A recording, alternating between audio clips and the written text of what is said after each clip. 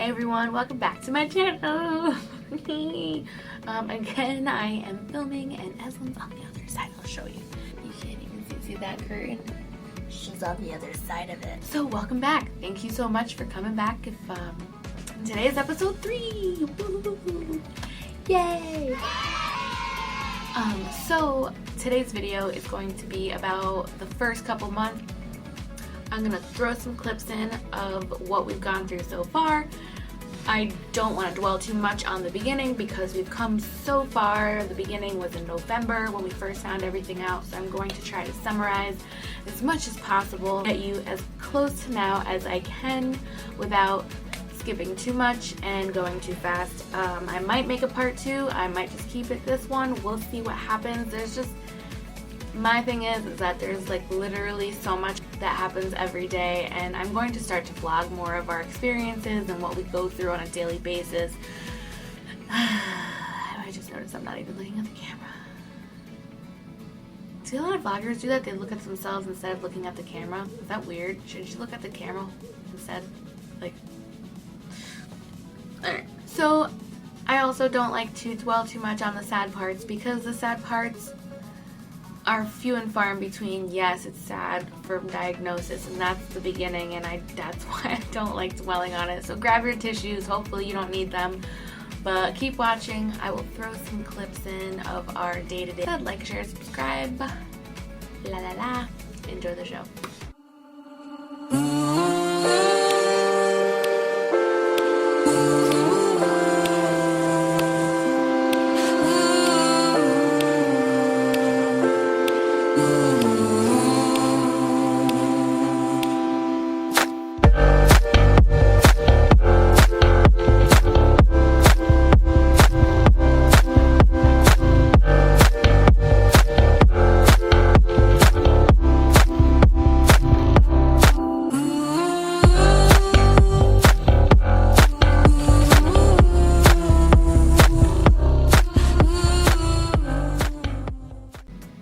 Hello again. So like I said, I'm going to bring you back to the very beginning. I don't like talking about it. Actually, I don't really mind talking about it anymore, but I've repeated the story so many times that it's kind of become like a numb situation. Like, it doesn't make me sad. And I think that's another reason why I don't really like talking about it that much, is because I don't cry anymore. Sometimes I get a little teared up and little eye wells, but I don't like talking about it because I feel like I should be more emotional about it, and because it's not new anymore, I'm not as emotional as I used to be when I talk about it. So for some people it's like, she should be sad. You're right, I was sad, and now I'm not, because we've come so far, and I've learned to just appreciate life for what it is and just really take every day as it comes and enjoy every moment that we get together, because tomorrow is never guaranteed and we never know what's going to happen. So that's why I don't really get sad anymore about talking about it. Whatever. Anyway, I've got my notes so I don't lose track, because my brain is crazy. Ooh. So the beginning. November 25th, 2019 was the day we found out that our daughter had cancer cells in her blood. We didn't know what kind of cancer. We did know it was leukemia, but we didn't know which type of leukemia. Ow. Ow.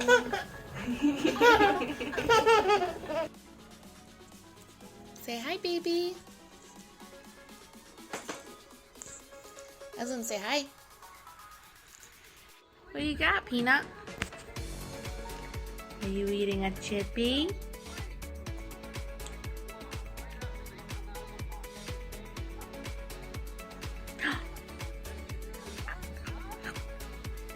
There's 2 different kinds. There's multiple different kinds, but 2 of the most common are ALL and AML. AML is less common for kids. ALL is more common in pediatrics. Well, turns out my daughter has AML with MDS, which is even more rare. This cancer affects less than like 30 people in the world a year.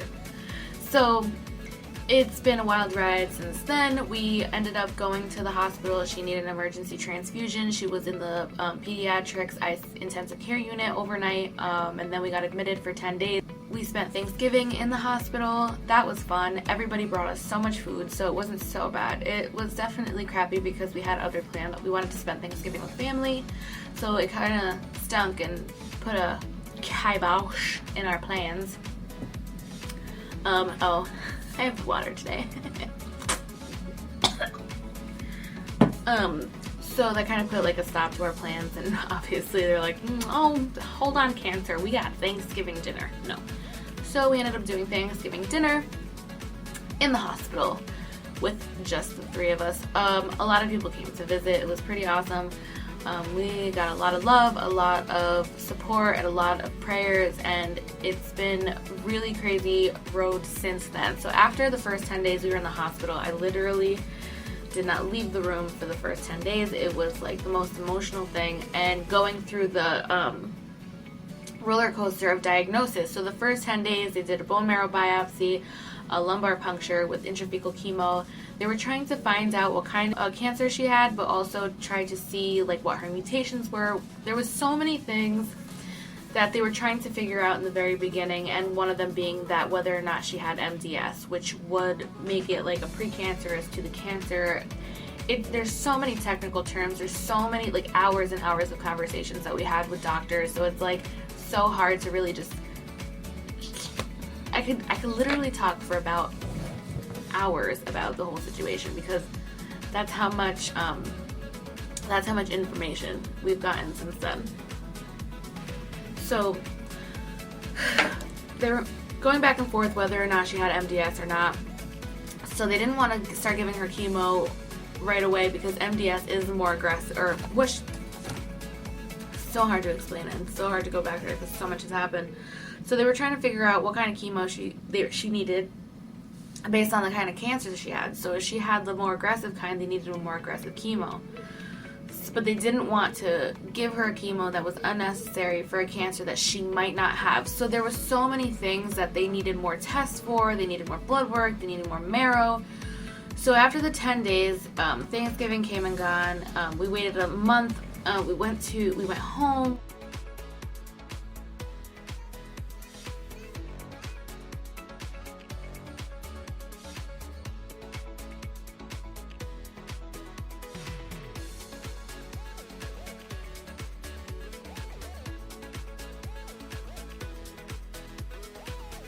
We ended up having to go to Boston to get a second opinion, which is where we are now.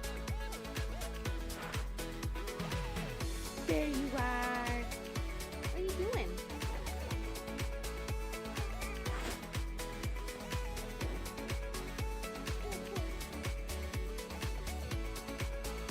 Be a snuggle? We ended up having to get our last 2 rounds of chemo here. I'll get there. Oh my gosh, there's so much to talk about. I might have to make a part 2. Lord. Okay, so we ended up coming to Boston to get a second opinion, and at that time they were like, it doesn't look like MDS, right? So we're like, okay, cool. So we can now treat, right? So after the first 10 days we were admitted, then we went to Boston, then we went home. So there was a period of almost a month where we literally had no treatment. We were just trying to figure out what the heck she had. So in that month she was in the hospital every 3 days, getting blood work, getting transfusions, getting tests done. And then on December 24th is when they told us, Christmas Eve, that you will be able to spend Christmas at home, but on the 27th of December is when you will be starting your first round of chemo. What are you doing in there?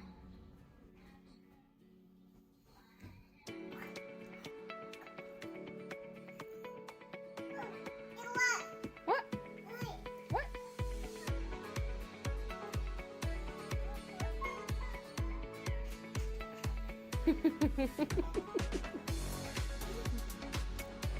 Oh. Look at there, Daddy. So that's when we started chemo on that Friday after Christmas. So the first month of chemo went pretty smooth. Like, she didn't really have many reactions to it. She did lose all of her hair, which was really, really hard for me. I loved her hair. Her hair was so long. It would probably be down halfway down her back by now. That's how fast her hair grew and how much hair she had. She never didn't have hair. So when she was born, full head of hair. She was never bald. So it was really emotional for me. And I also do hair for a living, and I'm very attached to my own hair. So I don't know, hair was just, it may seem like such a stupid thing for somebody to be so attached to or emotional about, but I literally was so upset about the hair part. It was very, I didn't cry about many other things because it's very factual, and I wanted to get her healed and cured and have like all the information, like da da da da. I wrote everything down, the nurse's name, who was on at what day. Like, I was writing down everything just because I needed some kind of structure in my life. And one of the things I can't control during this process is side effects. That being said, her hair to me was like one of those things I was like, it was very emotional for me. It was very hard, and it fell out really fast. Literally 3 days, gone. Her hair was gone. So, insert pictures. And with her kind of disease, with her kind of leukemia, they want us to stay in the hospital for the full 30 days from start to finish of recovery. So she gets the chemo, then her neutrophil levels go down, which is her immune system. It's the a percentage number of her immune system. So those go down and they're at 0. So her immune system is literally at nothing. She has nothing to fight off anything. So they keep you in the hospital just in case something goes wrong. They want her there so they can give her antibiotics, give her any kind of medications she needs. They really need to make sure that they treat her when she needs it right then and there. So we had to stay in the hospital for 30 days at a time. So every time we've been in the hospital, we've stayed for 30 days. So this round, we're here in the hospital. It's been almost 40 days and we're not going home until, hopefully, fingers crossed, God willing, she gets her transplant. I'm moving too far ahead, but we'll get there.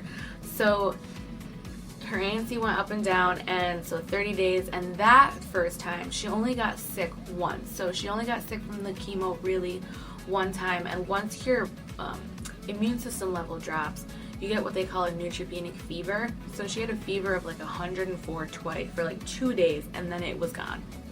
Thank God that it was only for 2 days, and then she was on the up and up. And in those 2 days, she had a fever of up to 104. She threw up. She was just miserable. She was hot. Like, I've never felt a child feel that hot in my life before.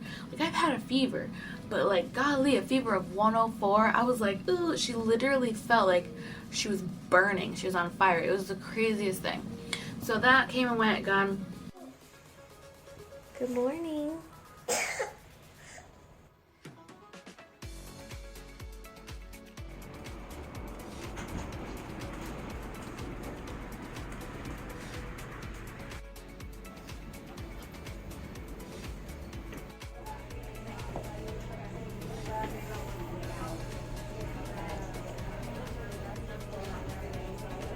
After that first round of chemo, we went home. We came back, we got our lumbar puncture and another bone marrow biopsy, and they tell us that her cancer barely moved. So her cancer went from 40% to 30%, and they were expecting a full remission after the first chemotherapy treatment. So then we had to go back for a second round of chemo, and all the same things happened. Her neutrophils dropped, she had no immune system, but this time she ended up getting a virus. She ended up getting a rhinoenterovirus, and on top of that, she ended up getting C. diff, which is like an intestinal bacterial thing that makes your like stomach, her stomach blew out. She had like a frog stomach, so I call it frog belly because it looks so distended. And it was hard and she was uncomfortable, so she was actually sick for like 2 weeks, on top of having no immune system, not having an appetite. It was just so many things on top of each other, including being sick from the chemo. And that there was just so many things that happened the second round of chemo. It was terrible. It stunk. But after 30 days, we went home. Then she got another bone marrow biopsy and a lumbar puncture, and her cancer barely moved again. It went from 30% to 11, about 11. So that's when her doctors came and sat down, and they were like, we've pretty much exhausted all of the things that we can do at this hospital, which is a smaller hospital. He's like, so I really think it's in your best interest for you guys to get your next treatments in a different hospital. So that's why we ended up coming to Boston, and now we're here. So she received her, I don't even know how many rounds of chemo. So she ended up getting her third round of chemo. She got the neutropenic fever. She came back up. She got the bone marrow biopsy, and she got the LP, the lumbar puncture with intrathecal chemo. And her cancer didn't move at all. So it went from 11% to 11%. Nothing changed, nothing happened. So we were supposed to get a transplant after the first round of chemo in Boston, and because of that, because her cancer didn't move at all, they ended up taking transplant off the table, and her disease burden gets lower. So they ideally would like for her cancer percentage to be below 5. Below 8 is like the max they would do. So we are basically holding tight and praying that this next round of chemo does the trick. If it doesn't, we're at the point where our next step, if she can't get a transplant, we're just gonna have to go home and enjoy life as much as possible. This is what gets me, because this is still new. I just broke my microphone. So there are a bunch of other little things that have happened since we've been in Boston. Like, one of the things that I didn't even think about as a woman and a mother is that once you get transplant, you have to get another round of chemo before transplant. So it's basically wiping your marrow out completely to nothing and replacing everything and starting from zero. So they have to do another round of chemo, and there's so many, like I said, there's so many hours of conversations and so many tears and questions that we've asked, and so many ups and so many downs of things that have happened, that it's so hard to just sit here and really talk to you about it, because I can spend literally hours talking to you about every single thing that has happened since then. Like, one of the things that was very hard for me in the beginning talks of the transplant is not realizing that once they give you that chemo and that radiation, that your fertility is compromised. And I had to make the decision on whether or not I wanted to preserve that.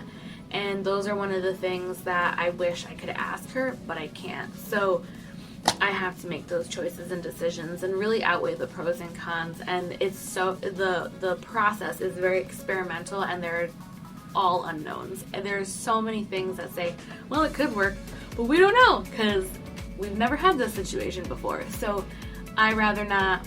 And then it's like a 50-50, like, she might not be infertile, but she might. Literally 50-50. That's what they told me. And I'm like, so you're telling me I'm gonna cut out half her ovary and cut her chances in even more half, when maybe they're not even gonna be, who knows? So there was too many factors of unknowns, too many risks involved, that I didn't think it was the right thing to do. And it was very emotional. I like literally cried about it. I thought about it. I'll show you a video of me talking about it. One of the things she said to me today was that if I wanted to talk to a fertility doctor, a fertility specialist, because if we don't preserve her fertility, which I don't know how they're gonna do for an 18-month-old, she won't be able to have her own children. And that for me was something really hard to hear as a mother, as a woman. I know that there are other ways of becoming a mom. You don't have to carry your own child, but it's just something that you don't think about. So obviously this video is going to be way longer, but I will include some cute videos of this week.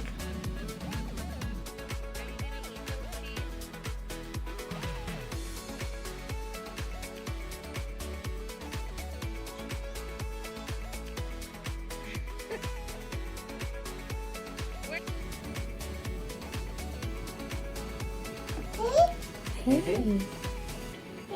Hey, hey. And Pua? They She did.